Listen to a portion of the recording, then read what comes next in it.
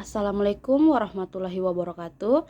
Perkenalkan, nama saya Eno Anggriani dengan NIM B1B121234, jurusan Manajemen Fakultas Ekonomi dan Bisnis Universitas Halu Oleo. Baik, presentasi kali ini yaitu guna untuk memenuhi syarat ulangan tengah semester mata kuliah Perilaku Keuangan yang diampu oleh Dr. Sujono SEMSI. Baik, pada kesempatan kali ini saya akan membahas 5 jurnal yang berkaitan dengan bias konservatisme.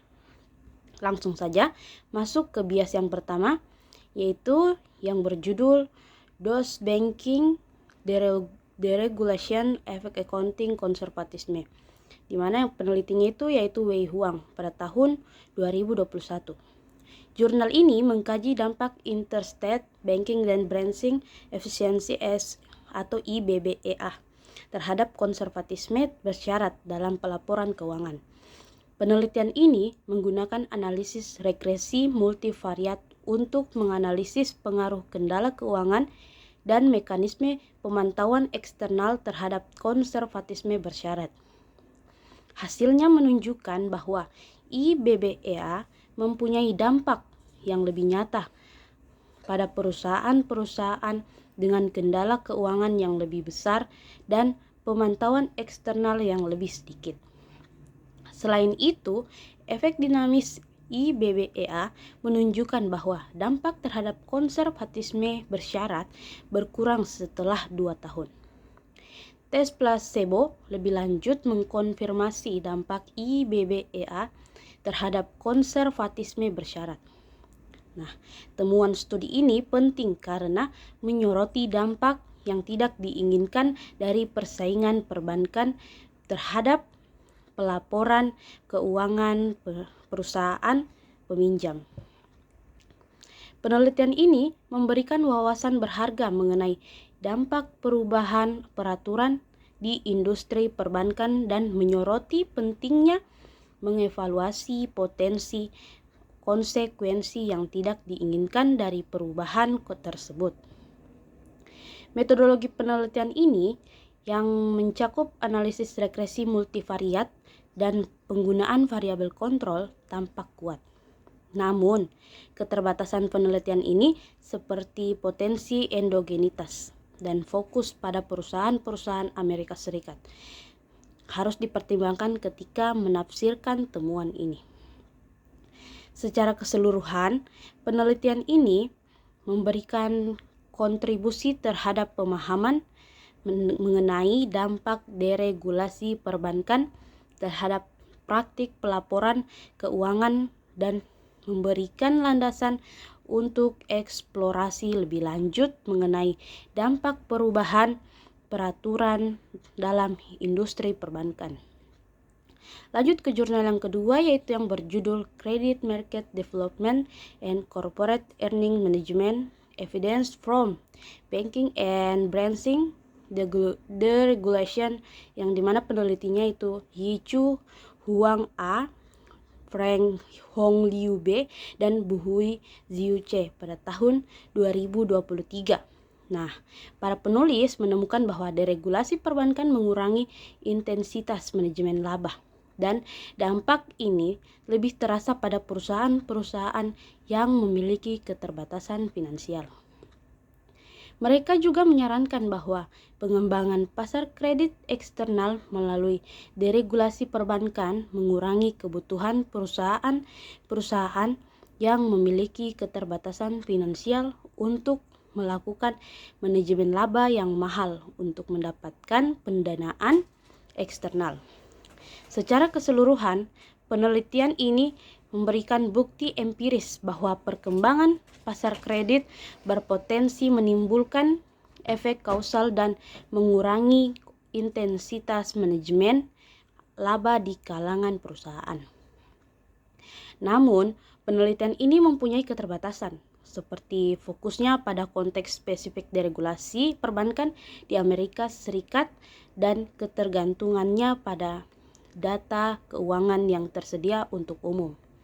Meskipun demikian, studi ini memberikan wawasan berharga mengenai hubungan antara perkembangan pasar kredit dan perilaku perusahaan. Lanjut di jurnal yang ketiga, ada yang berjudul Trade of Entry and the Use of Discretion in Banks Financial Reporting, yang dimana penelitiannya itu Rimi E. Tommy pada tahun 2019. Pada jurnal ini menggunakan perubahan peraturan percabangan di tingkat negara bagian berdasarkan Undang-Undang Efisiensi Perbankan dan Percabangan antar negara bagian dan bukti berbasis survei untuk melengkapi analisis. Temuan ini menunjukkan bahwa bank lebih memilih untuk berlokasi di pasar di mana perusahaan lama mempunyai profitabilitas tinggi dan kerugian kredit rendah. Dan bank menggunakan pelaporan keuangan pesaing untuk menganalisis persaingan. Namun, penting untuk dicatat bahwa jurnal ini hanya berfokus pada bank komunitas dan mungkin tidak dapat digeneralisasikan pada jenis bank atau industri lain. Nah, selain itu, penelitian ini bergantung pada data survei yang dilaporkan sendiri dan mungkin memiliki bias respons. Akhirnya, penelitian ini tidak menguji dampak jangka panjang dari penggunaan kebijaksanaan akuntansi sebagai strategi pencegahan masuk. Nah, secara keseluruhan, penelitian ini memberikan wawasan berharga mengenai penggunaan diskresi akuntansi dalam pelaporan keuangan bank untuk menghalangi masuknya bank dan menyarankan jalan untuk penelitian di masa depan. Lanjut ke jurnal yang keempat, yaitu yang berjudul Tax Benefit and Bankruptcy Cost of Debt, yang dimana penelitiannya itu Leandro Tels Richa, Michel Nascimento Jucha, dan Eli Haddad Junior tahun 2021. Nah, pada jurnal ini menggunakan data dari perusahaan-perusahaan Brazil dan menggunakan model Tobit untuk mengatasi bias dan inkonsistensi dalam estimasi. Studi tersebut menemukan bahwa terdapat hubungan negatif antara manfaat pajak dan biaya kebangkrutan, yang menunjukkan bahwa perusahaan yang mengoptimalkan manfaat pajaknya cenderung memiliki biaya kebangkrutan yang lebih rendah.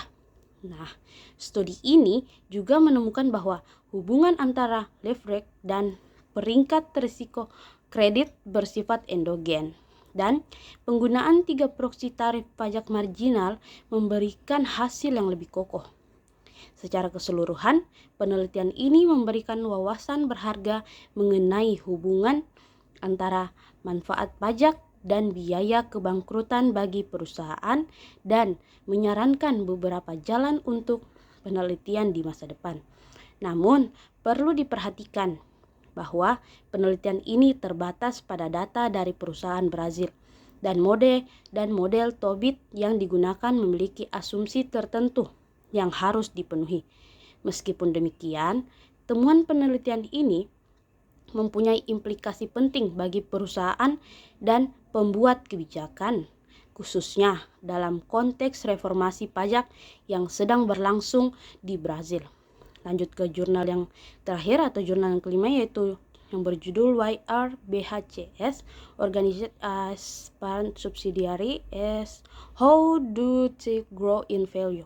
Di mana penelitiannya itu Elisa Luciano dan Klaas Wilborg pada tahun 2023. Nah, pada jurnal ini, para penulis memberikan model teoritis yang membandingkan 3 jenis bentuk organisasi bank, yaitu bank berpagar cincin, cabang, dan anak perusahaan induk. Mereka menemukan bahwa struktur induk anak perusahaan menciptakan nilai pemegang saham tertinggi di antara ketiganya. Setidaknya ketika komitmen penyelamat tinggi seperti yang diberlakukan oleh UU FIRREA. Para penulis juga memberikan wawasan tentang organisasi dan pertumbuhan kelompok perbankan Amerika Serikat serta faktor-faktor yang mempengaruhi nilai mereka. Secara keseluruhan, jurnal ini ditulis dengan baik dan memberikan wawasan berharga mengenai organisasi dan pertumbuhan kelompok perbankan Amerika Serikat serta faktor-faktor yang mempengaruhi nilai mereka. Nah, para penulis memberikan kerangka teori yang jelas dan menggunakan data empiris untuk mendukung temuan mereka. Namun, makalah ini memiliki beberapa keterbatasan, sebagaimana dicatat oleh para penulisnya sendiri. Meskipun demikian, makalah ini memberikan landasan yang kuat untuk penelitian masa depan di bidang ini. Nah, baik, itu saja yang dapat saya presentasikan. Kurang dan lebihnya mohon dimaafkan. Assalamualaikum warahmatullahi wabarakatuh.